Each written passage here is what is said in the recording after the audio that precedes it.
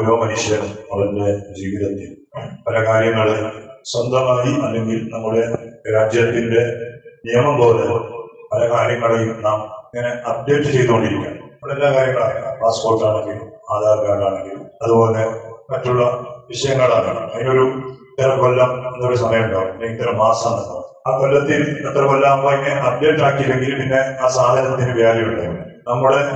നാം എപ്പോഴും നിരന്തരമായി ഉപയോഗിക്കുന്ന നമ്മുടെ വാട്സപ്പുകൾ 2-3 മാസം ആകുമ്പോൾ പിന്നെ അതിൽ അപ്ഡേറ്റ് ചെയ്യാൻ വേണ്ടി നമ്മളോട് കത്തി എല്ലാം അങ്ങനെയാണ്.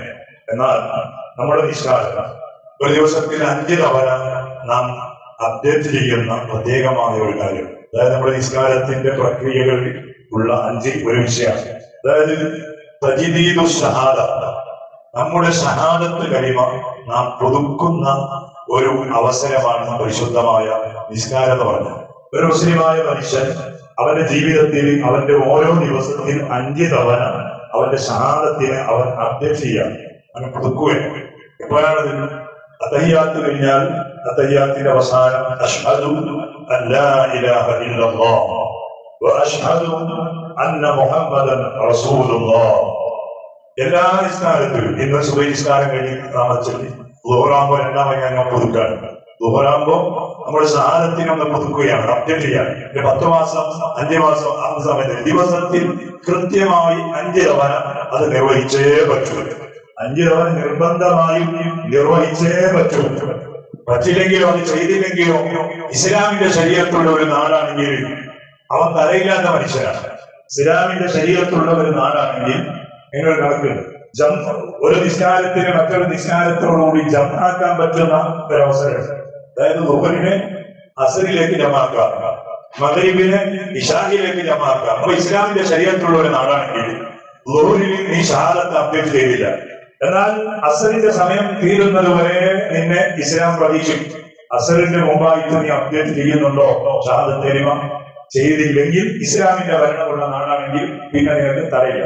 അപ്പൊ ഇന്ന് നമ്മുടെ നാട്ടിൽ നടക്കുന്ന കുറെ ആളുകൾ തലയില്ലാത്ത മനുഷ്യന്മാരാണ്.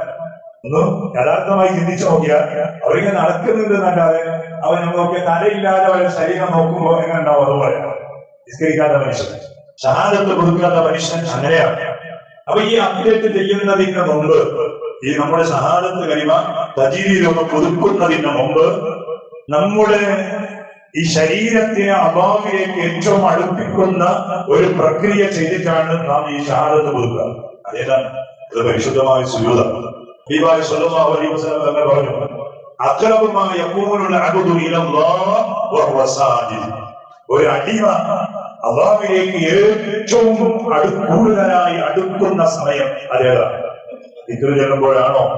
ഖുർആൻ ഓതുമ്പോഴാണോ? ഒന്നുമല്ല. സുജൂദ് ചെയ്യുമ്പോഴാണ്.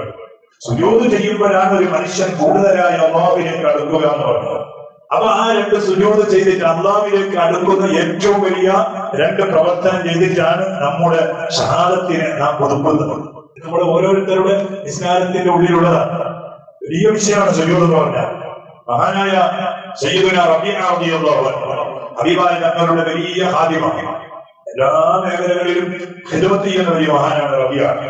എപ്പോഴും റസൂലുള്ളാഹി തങ്ങൾ തഹജ്ജുദിന് വേണ്ടി ഇരിക്കുമ്പോ റസൂലുള്ളാഹി തങ്ങൾക്കുള്ള വുളൂ ചെയ്യാനുള്ള വെള്ളം കയ്യിൽ പൊടിച്ച് കാത്തു നിൽക്കുന്ന, ഉറങ്ങാതെ കാത്തു നിൽക്കുന്ന സ്വഹാബിയാണ്. അങ്ങനെ മഹാനായ റബീഅ റളിയല്ലാഹു അൻഹു ഒരു ദിവസം ഇങ്ങനെ നല്ല തണുപ്പുള്ള സമയം റസൂലുള്ളാഹി തഹജ്ജുദിന് വേണ്ടി ഇരിക്കുമ്പോ ഉറങ്ങാതെ ഒരു പാത്രത്തിൽ വെള്ളവുമായി ഇങ്ങനെ പിടിച്ചത് കാണുമ്പോ റസൂലുള്ളാഹി തങ്ങൾക്ക് ഭയങ്കര സങ്കടം. റസൂലുള്ളാഹി റബീഅ തങ്ങളോട് പറഞ്ഞു, റബീഅ നിനക്ക് എന്ത് വേണം നീ ചോദിച്ചോളൂ. ഈ ഒരു ഓഫറാണ്. ആ പാതിരാത്രി തഹജ്ജുദിന്റെ സമയത്ത് കിട്ടുന്ന വലിയൊരു ഓഫറാണ്. റബീഅ നിനക്ക് എന്ത് വേണോ നീ ചോദിച്ചോ. കിട്ടിയ ചാൻസ് നമ്മൾ എന്തെല്ലാം ചോദിക്കട്ടെ. റബീഅ റളിയല്ലാഹു അൻഹു ചോദിച്ചെന്തറിയോ? ഓ നബിയേ, യാ റസൂലല്ലാഹ് ഇന്നി അസ്അലുക മുറാഫഖതക ഫിൽ ജന്ന. നബിയേ, എനിക്കൊന്നും വേണ്ട നബിയേ, ഇതുപോലെ സ്വർഗത്തിലും നിങ്ങളുടെ ഒരു റഫീഖായി എനിക്ക് ജീവിക്കണോ? സ്വർഗത്തിലും ഇതുപോലെ നിങ്ങളുടെ ഒരു കൂട്ടുകാരനായി എനിക്ക് ജീവിക്കണം നബിയേ, അതാണ് എനിക്ക് നിങ്ങളോട് ചോദിക്കാനുള്ളത്. ഭയങ്കര ഒരു പ്രയാസമുള്ള ഒരു ചോദ്യമാണ്. പെട്ടെന്ന് അതിലങ്ങനെ കൊടുക്കാൻ പറ്റുമെന്നല്ലോ സ്വർഗം എന്ന് പറഞ്ഞാൽ. സ്വർഗം ചോദിച്ചാൽ സ്വർഗത്തിലും ഇതുപോലെ നിങ്ങൾ അടുത്ത് വെള്ളം പിടിച്ചിട്ട് നിങ്ങളെ ഒരു റഫീഖ് എന്ന് പറഞ്ഞ കൂട്ടുകാരനാണ്, ഒരു ഫ്രണ്ടാണ്. ഇപ്പൊ ഫ്രണ്ടായി എനിക്ക് സ്വർഗത്തിലും റസൂലുള്ളാഹി നബിയെ നിങ്ങളോടൊപ്പം ഉണ്ടാകണം. റസൂലുള്ളാഹി തങ്ങൾ പെട്ടെന്ന് മറുപടി പറഞ്ഞില്ല. കുറച്ച് അടങ്ങിയിട്ട് പിന്നെ പറഞ്ഞു, എന്നാൽ റബിയ, എനിക്ക് നീ ഒരു സഹായം ചെയ്യണം, എനിക്കൊരു ഹെൽപ്പ് ചെയ്യണം. എന്താ? റസൂലുള്ളാഹി തങ്ങൾ റബിയ തങ്ങളോട് പറഞ്ഞു, എന്നാൽ നിന്റെ ഭാഗത്തിൽ നിന്ന് എനിക്കൊരു സഹായം ആവശ്യമാണ്. എന്താ സഹായം? നീ നിന്റെ ജീവിതത്തിൽ കൂടുതലായി സുജൂദ് ചെയ്തിട്ട് എന്നെ നീ സഹായിക്കണമോ? കൂടുതലായി സുജൂദ് ചെയ്തുകൊണ്ട് എന്നെ നീ സഹായിച്ചാൽ സ്വർഗത്തിൽ നിന്നെ ഞാനൊരു റഫീഖായി, കൂട്ടുകാരനായി സ്വീകരിക്കാം. സയ്യിദുനാ മുഹമ്മദ് റസൂലുള്ളാഹ് തങ്ങൾ ഇമാം ബുഖാരി അടക്കമുള്ള മഹാന്മാർ റിപ്പോർട്ട് ചെയ്ത ഹദീസാണ്. ശരിയായ ഹദീസാണ്. നിങ്ങളോട് ചോദിക്കാൻ, നിങ്ങളോട് ചോദിക്കാൻ ഞാൻ സ്വർഗത്തിൽ നിങ്ങളെ ഒരു റഫീഖാക്കണോ? എന്നാ പ്രശ്നമില്ല, സുജൂദ് കൂടുതലായി ചെയ്തിട്ട് എന്നെ സഹായിക്കണം. എന്താ സുജൂദ് എന്ന് പറഞ്ഞാൽ? അല്ലാഹുവിലേക്ക് കൂടുതലായി ഞങ്ങളെ അടുപ്പിക്കുന്ന ഒരു സന്ദർഭം. അത് ചെയ്തിട്ടാണ് നമ്മുടെ ഷഹാദത്ത് കലിമ. ഒരു ദിവസത്തിൽ അപ്പൊ ഒരു സുബഹിസ്കാരം കഴിഞ്ഞിട്ട് പിന്നെ ലോകത്തിന്റെ ഇടയിൽ ആ ഷഹാദത്ത് കലിമ ചെല്ലുമ്പോ നമ്മുടെ പാവങ്ങളൊക്കെ ഒന്ന് പൊറുക്കാണ്. 70 ചോര പൈതലുകളായ പെണ്ണുമക്കളുടെ ജീവനോട് കുഴിച്ചു മൂടിയ ഒരാള് ഇസ്ലാം സ്വീകരിക്കാൻ വേണ്ടി നേതൃത്വത്തിനടുത്ത് വന്നൊരു സംഭവം. ആളുടെ പേരാണ് ദിഹിയത്തുൽ കൽബി എന്ന് പറഞ്ഞു. അയാൾ ഇസ്ലാം സ്വീകരിക്കാൻ വേണ്ടി റസൂലുള്ളാഹിന്റെ അടുത്ത് വന്നു. എന്നിട്ട് റസൂലുള്ളാഹി ഭയങ്കര സന്തോഷമായി, ഭയങ്കര ഒരു റൗഡിയാണ്, തമ്മാടിയാണ്, മോശക്കാരനാണ്. അയാൾ ഇസ്ലാമിലേക്ക് ഇങ്ങനെ റസൂലുള്ളാഹിന്റെ അടുത്ത് അയാളെ സ്വീകരിച്ച് തട്ടം പിരിച്ചു കൊടുത്ത് അയാളെ ഇരുത്തി. എന്നിട്ട് അയാൾ അശ്ഹദു അല്ലാ ഇലാഹ ഇല്ലല്ലാഹ് വ അശ്ഹദു അന്ന മുഹമ്മദൻ റസൂലുള്ളാഹ് ഇസ്ലാം സ്വീകരിച്ചു. എന്നിട്ട് അയാളുടെ ജീവിതം പണ്ട് കാലത്ത് കഴിഞ്ഞ ചരിത്രം റസൂലുള്ളാഹി ഞങ്ങളോട് പറയുന്നതിന്റെ ഇടയിൽ അയാൾ പറഞ്ഞു, നബിയെ, എന്നെ കുറിച്ച് നിങ്ങൾക്ക് അറിയോ? ഞാൻ ആരാണെന്നറിയോ നബിയെ? ഞാൻ എന്റെ ഈ കൈ കൊണ്ട് 70 എന്റെ ചോര പൈതലുകളായ പെണ്ണുമക്കളുടെ ജീവനോട് ഞാൻ കുഴിച്ചു കൂടിയിട്ടുണ്ട് നബിയെ. എന്റെ സ്വന്തം മക്കള് 70 മക്കള്, പെണ്ണുമക്കൾക്ക് വാല്യൂ ഇല്ലാത്ത ഒരു കാലം. പെണ്ണെന്ന് പറഞ്ഞാൽ ഒരു അലസതയുള്ള ഒരു കാലമായിരുന്നു അന്നത്തെ കാലം. റസൂലുള്ളാഹി ഞങ്ങൾ വരുന്ന കാലം. അപ്പൊ അതുകൊണ്ട് പെണ്ണുമക്കളായതിന്റെ പേരിൽ ഞാൻ ഇത് പറയുമ്പോൾ റസൂലുള്ളാഹി ഞങ്ങൾ ആകെ ഒരു ഉറുമ്പിനെ പോലും വേദനിപ്പിക്കാത്ത റസൂലുള്ളാഹിന്റെ മുന്നിൽ ഈ ചരിത്രം പറയുമ്പോൾ റസൂലുള്ളാഹി ഞങ്ങൾ വേദനിച്ചു പോയി. ഇയാൾ ഇസ്ലാമിലേക്ക് ആവശ്യമുണ്ടോ എന്ന് പോലും റസൂൽ ചിന്തിച്ചു. ഇയാൾ ഇസ്ലാമിലേക്ക് വേണോ? ഇത്രയും ക്രൂരതയിലാണ് റസൂലുള്ളാഹി ഞങ്ങളുടെ ഒരു മാറ്റം വരാൻ തുടങ്ങുമ്പോഴാണ് ജിബ്രീൽ അലൈഹിസ്സലാം പറഞ്ഞു, നിങ്ങൾ എന്തിനാ വേദനിക്കുന്നത്? അയാൾ ഒരു ഷഹാദത്ത് കലിമ പറയുന്നതോടുകൂടി പണ്ട് ചെയ്തത് മുഴുവൻ അത് തിരിച്ചായി പോയി നബിയാണ്. പണ്ട് ചെയ്തത് മുഴുവൻ മാഞ്ഞുപോയി. അതിന്റെ പേരിൽ നിങ്ങൾ സങ്കടപ്പെടണ്ട. ഞാൻ അള്ളാഹു സ്വീകരിച്ചിട്ടുണ്ട്, നബിയെ സ്വീകരിക്കുക. എന്താ അയാൾ ചെയ്തത്? നിസ്കരിച്ചോ? ഒരു സുഖം പറഞ്ഞിട്ടുണ്ടോ? ഒരു ദിക്ർ ചെയ്തിട്ടുണ്ടോ? ഒരു പേജ് ഖുർആൻ ഒന്നുമില്ല. അയാൾ ചെയ്യുന്നത് അശ്ഹദു അല്ലാ ഇലാഹ ഇല്ലല്ലാഹ് വ അശ്ഹദു അന്ന മുഹമ്മദൻ റസൂലുള്ളാഹ്.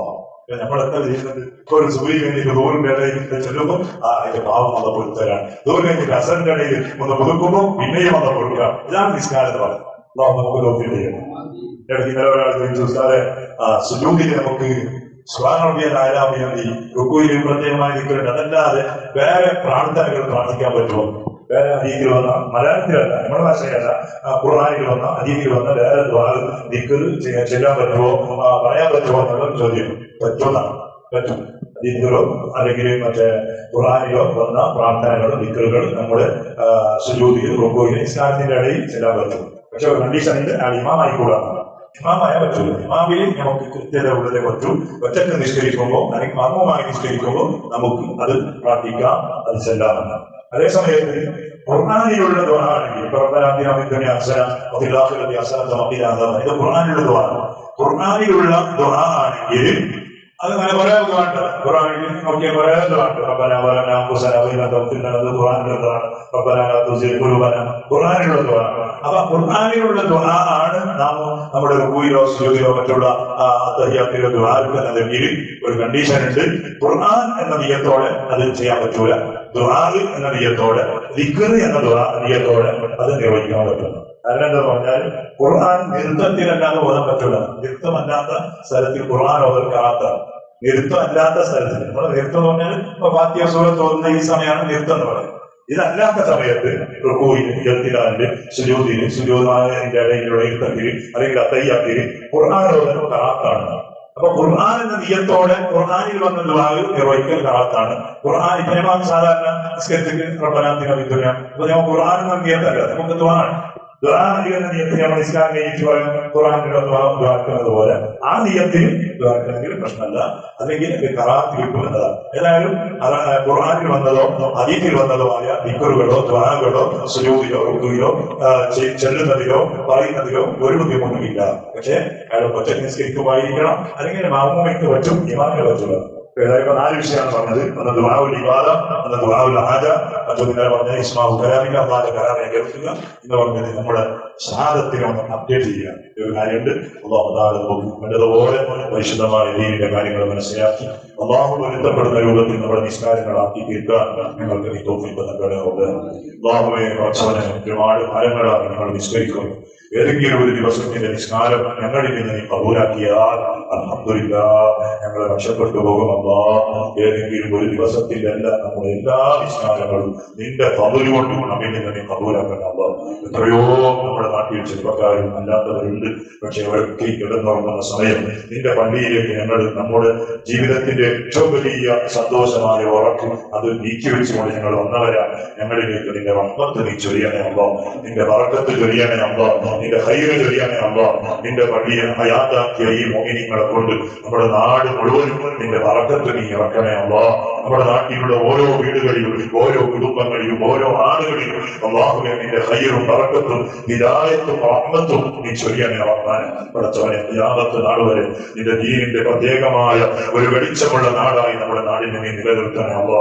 പടച്ചവനെ, നമുക്ക് നീ തന്ന ഹിദായത്ത് അത് മരണം വരെ നീ നിലനിർത്തി തരണേ അല്ലാ. ഒരുപാട് ആളുകൾ രോഗങ്ങളുടെ പേരിൽ അതുപോലെ മറ്റുള്ള പ്രശ്നങ്ങളുടെ പേരിൽ തളർന്നു നിൽക്കുന്ന ആളുകളുടെ അവർക്ക് നീ പരിപൂർണ്ണ ആഫിയത്ത് നൽകല്ല, ആരോഗ്യം നൽകല്ല, സിഹത്ത് നൽകറത്. അല്ലാഹുവേ, ഒരു രൂപത്തിലുള്ള അപകടത്തിലും ഞങ്ങൾ ആരെയും നീ പെടുത്തല്ലേ അല്ലാ.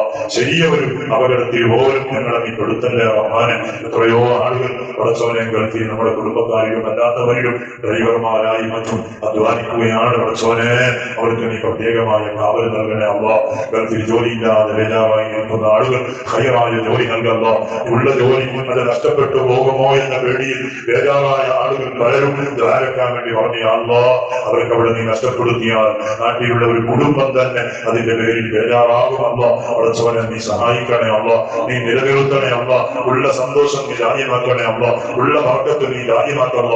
പടച്ചവനെ, പരിശുദ്ധമായ ഹജ്ജ് കർമ്മം കഴിഞ്ഞ് ഹാജിമാരൊക്കെ ഈ നാട്ടിലേക്കുള്ള യാത്രയിലാണ്. യാത്രയിൽ നീ വലിയ സന്തോഷം നൽകണേ അല്ലാ, വലിയ കാവല് നൽകണേ.